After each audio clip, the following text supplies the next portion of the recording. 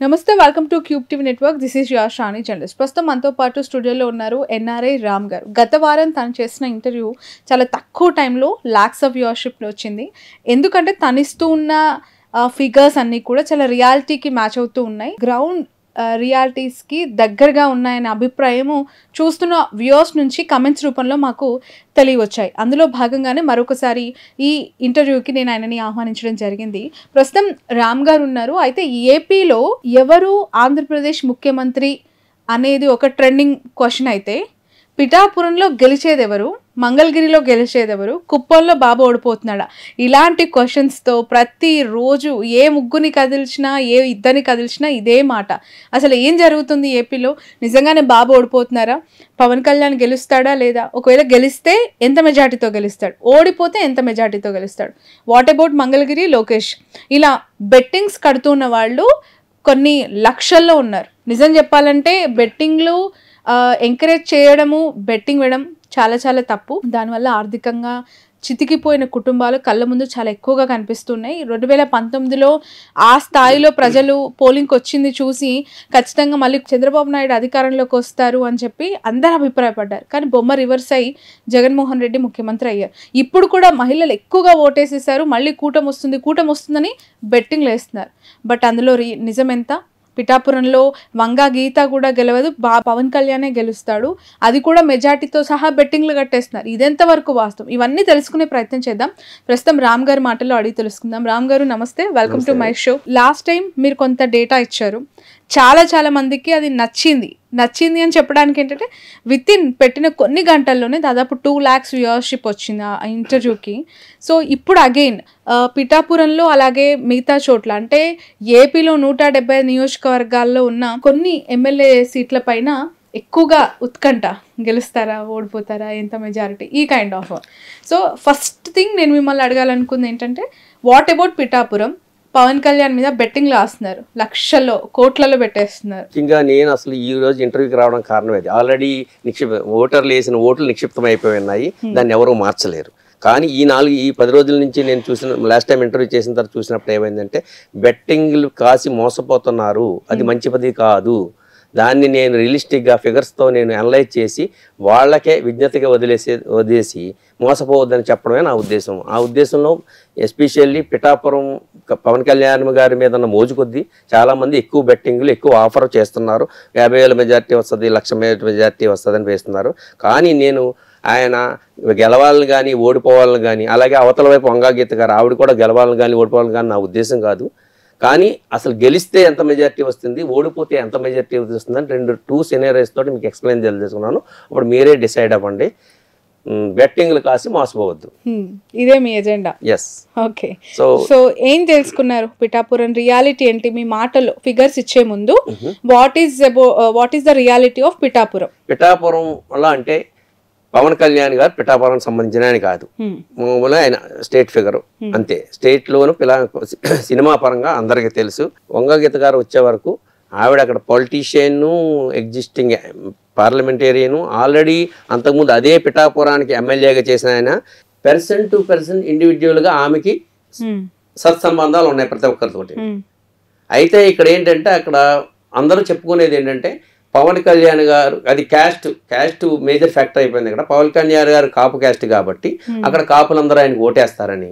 అదే విషయంలో మళ్ళీ వంగాగీత గారు కూడా కాపే కాబట్టి మళ్ళీ ఆమె కూడా ఏం తీసిపోదని, ఇలాంటి రకరకాల ఊహాగానాలతో రియాలిటీ తెలియకుండా ఎక్కడో వేరే దేశాల నుంచి వచ్చి ఆయన మీద ఉన్న మోజు కొద్దీ బెట్టింగ్లు కాస్తున్నారు.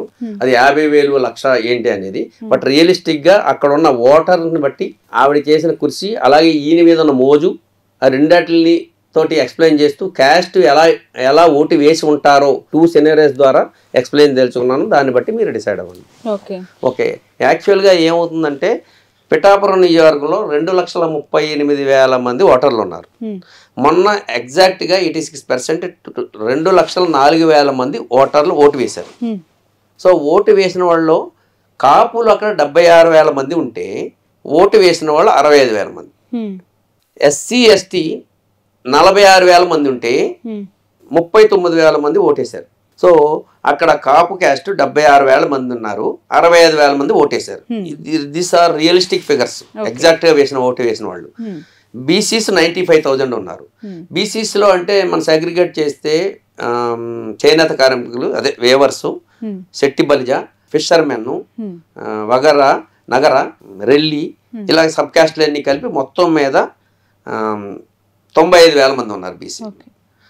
సో షెడ్యూల్ క్యాస్ట్ వాళ్ళు 46,000 మంది ఉన్నారు. సో 95,000 మంది బీసీస్లో 82,000 మంది ఓటు చేశారు. 46 మంది ఎస్సీస్లో 39,000 మంది ఓటు చేశారు. రెడ్డీస్ 13,000 మంది ఉన్నారు, అందులో 11,000 మంది ఓటు చేశారు. అదర్ ఫార్వర్డ్ క్యాస్ట్ అంటే బ్రాహ్మిన్స్, వైశ్యాసు, వెలమాసు, రాజులు, వీళ్ళు 5,000 మంది ఉన్నారు, వాళ్ళు 4,000 మంది ఓటు చేశారు. మైనారిటీస్ అంటే ముస్లింలు, క్రిస్టియన్స్ 3,000 మంది ఉన్నారు, వాళ్ళు 2,500 మంది ఓటు చేశారు. అంటే ఈ ఓటు చేసిన వాళ్ళు ఇక్కడ ఎగ్జాక్ట్ ఫిగర్స్ 2,04,000 మంది టాలీ అవుతుంది నాకు. అయితే నేను 2 సెనేరియస్లో ఎక్స్ప్లెయిన్ తెలుసుకున్నాను. సో 30,000, 40,000, 50,000 వస్తుందని అపోహపడద్దు, మీరే ఈ ఫిగర్స్ని క్యాలిక్యులేట్ చేసుకోండి. ఎందుకంటే బయట నుంచి చూస్తే అక్కడ ఎంతమంది ఎవరు ఏ క్యాస్ట్ ఎలా ఇన్ఫ్లుయెన్స్ అయ్యారో మీకు తెలియదు. మేము అక్కడ గ్రౌండ్లో వెళ్ళి చూసాం కాబట్టి చెప్తున్నాం. అలాగా నేనేమి దేవుడిని కాదు, ఎగ్జాక్ట్గా వెళ్ళి ఇళ్ళకే వేశారని.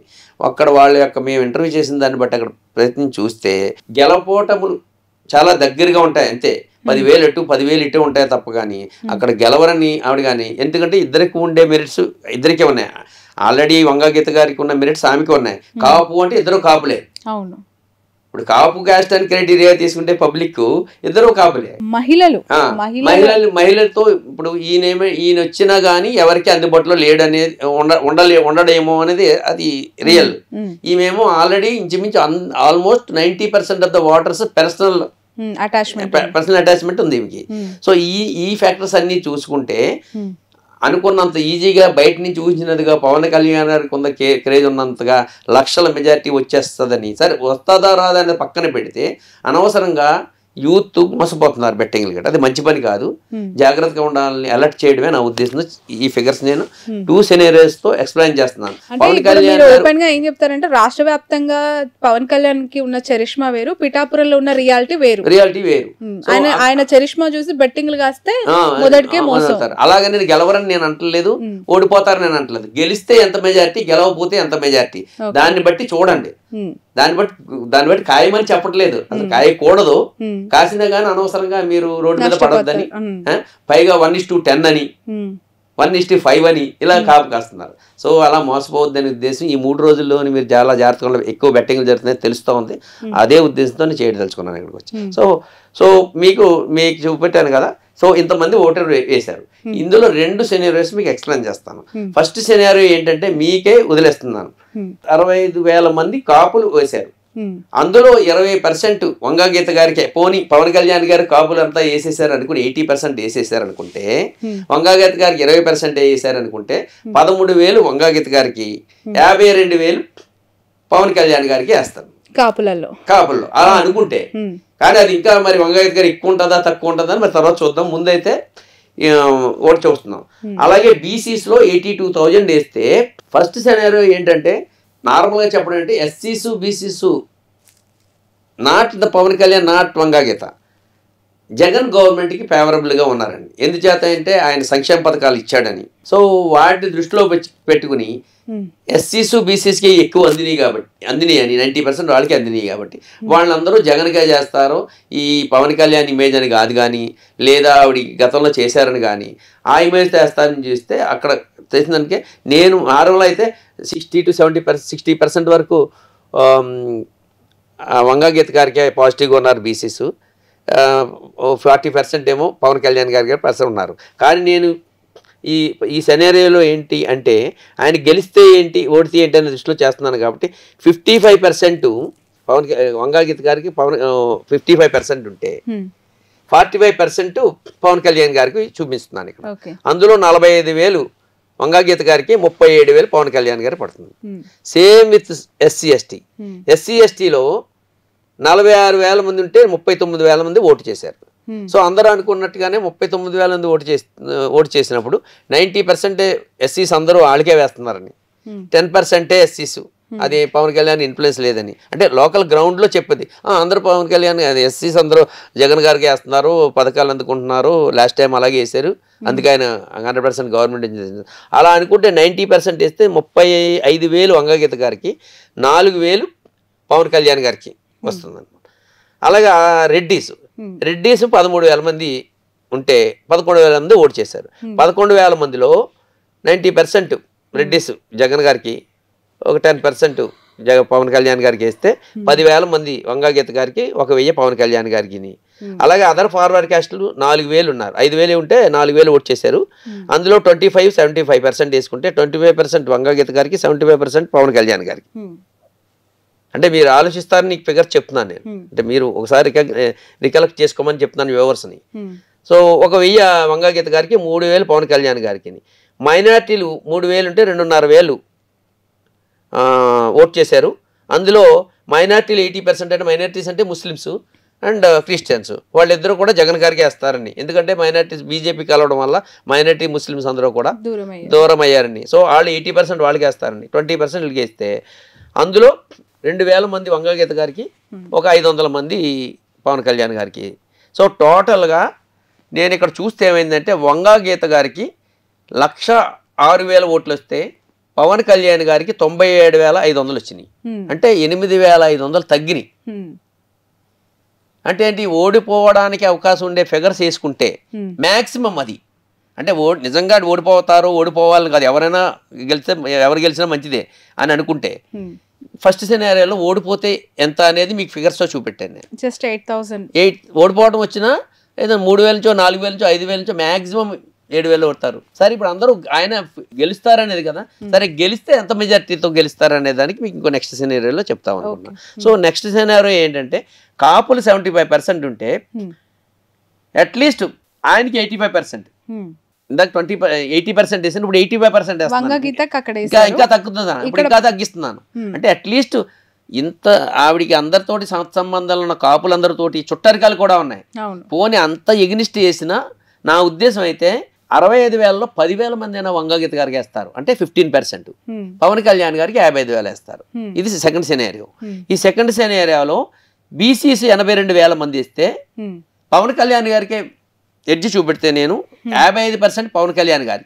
ఏంటి, ఈవెన్ ఇన్ని పథకాలు ఇచ్చినా కూడప్పటికి కూడా పవన్ కళ్యాణ్ గారికే మొగ్గు చూపి కొత్తగా వచ్చాడనో సినిమా ఫేవరిజం తోటో యూత్ ఫేవరిజం తోటో వేస్తే కూడా ఇంతకు మించి పడదు. 55 100% బీసీలు అందరూ ఇంటికి వేయరు. సో పథకాలు అందుకున్న వాళ్ళు ఉంటారు, అందులో లేడీస్ ఉన్నారు, రకరకాలు ఉన్నారు. అందుచేత ఆ విధంగా చేసుకుంటే తక్కువ పర్సెంటేజ్ వంగగీత గారికి అంటే 45%, 55% వేసుకుంటే అప్పుడు 37,000 వైఎస్ఆర్కి, 45,000 పవన్ కళ్యాణ్ గారికి వస్తుంది అనమాట. సేమ్ విత్ ఎస్సీ ఎస్టీలో కూడా అందరూ అనుకున్నట్టుగానే దాన్ని ఎవరు మార్చలేరు. ఎస్సీ ఎస్టీ 90% వైఎస్ఆర్కి అని, 10% పవన్ కళ్యాణ్ గారికి అని. ఇప్పుడు దాన్ని కూడా నేను ఎస్సీ ఎస్టీ 85% వంగగీత గారికి వేసి ఇంకో 15%, ఇంకో 5% పెంచి పవన్ కళ్యాణ్ గారికి వేసిన అందులో కూడా మీకు 33,000 వైఎస్ఆర్కి, పవన్ కళ్యాణ్ గారికి 6,000 వస్తుంది అనమాట.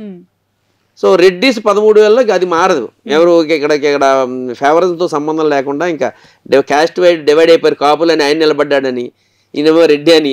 సో కాబట్టి వాళ్ళు రెడ్డిస్ 10,000 వైఎస్ఆర్ కదా మారదు, 1,000 పవన్ కళ్యాణ్ గారికి ఏదో ఇంప్రెషన్ కొద్ది. అదర్ ఫార్వర్డ్ క్యాస్ట్లో 4,000 మందిలో 1,000 మంది వైఎస్ఆర్కి, 3,000 మంది పవన్ కళ్యాణ్ గారికి. Other forward caste Brahmins YS 3,000 అటేస్తున్నాం, 1,000 25% ఇటేస్తున్నాం. సో మైనారిటీస్కి వచ్చే వరకు అది కూడా అది పవన్ కళ్యాణ్ గారికి పెద్ద పెరగదు, అది ఇటే ఉంటుంది. అది కూడా 80-20 వేస్తే నేను 2.5 2,500 ఓట్లు ఈయనకి వేస్తే, ఎవరికి వైఎస్ఆర్కి వేస్తే 500 ఓట్లు పవన్ కళ్యాణ్ గారు. ఆ విధంగా టోటల్గా పోలైన ఓట్లు చూస్తే ఇక్కడ 93,500 ఓట్లు వంగగీత గారికి వచ్చింది. 110 అంటే 1,10,500 ఓట్లు పవన్ కళ్యాణ్ గారికి వచ్చింది. అంటే ఇక్కడ డిఫరెన్స్ ఎంత వచ్చింది, 17,000 వచ్చింది. అంటే దిస్ ఈజ్ ద మ్యాక్సిమం. ఇంతకు మించి వచ్చే ఏ విధమైన అవకాశం లేదు. ఆయన గెలవడం వస్తే 20,000 లోపలనే గెలుస్తాడు. ఓడటం వచ్చినా కూడా 10,000 లోపలనే ఓడిపోతాడు ఆయన. 5,000 ఆ మధ్యలో ఉంటుంది అంతే తప్ప 30,000 వస్తుంది, 40,000 వస్తుందని, లేకపోతే 50,000 1,00,000 మెజార్టీ అని వింటున్నాం. సో ఈ మెజారిటీ వస్తుందని ఓటు వేసి మోసపోవద్దని నా విజ్ఞప్తి. బెట్టింగ్లు కాయొద్దు.